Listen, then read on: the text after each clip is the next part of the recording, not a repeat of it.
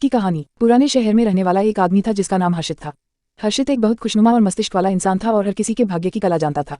वह लोगों के बीच मजाक मस्ती और हंसी मिजाजी का रोमांटिक गाना बनाते थे। लेकिन जिंदगी में हर किसी को उसकी खुशियों के साथ रहस्यों का सामना करना पड़ता है।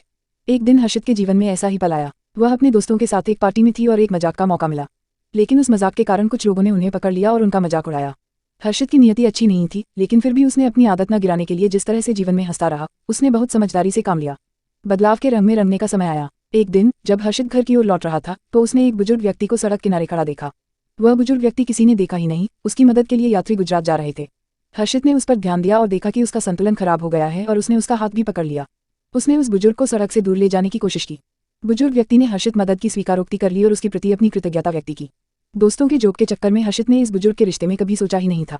यह एक सदी से दूसरे वर्ष की वजह से हर्षित के जीवन में एक बदलाव आया। वह बुजुर्ग व्यक्ति जोकर की तरह हर्षित के जीवन में प्रवेश कर गई। वह बुजुर्ग व्यक्ति हंसने वाले थे, लेकिन उनके पीछे के चेहरे पर हुई दर्द भरी कहानी थी।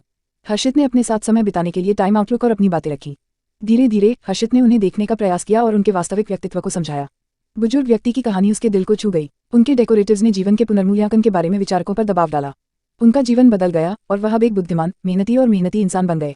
हर्षित के जीवन में यह परिवर्तन उसे एक नया मार्ग दिखाने में सहायक सिद्ध हुआ। अब जोकर की भूमिका छोड़ दी गई और एक समर्पित, सहानुभूतिपूर्ण और अनुशासित व्यक्ति जीवन में सफलता प्राप्त की।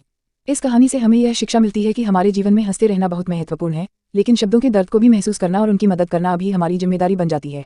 जीवन के उद्बोधन हमें धैर्य बनाए रखना और बदलाव को स्वीकार करना सीखना चाहिए, क्योंकि जीवन हमें हमेशा सिखाता है और नाजुक समय के साथ हमें भी दिखाना चाहिए।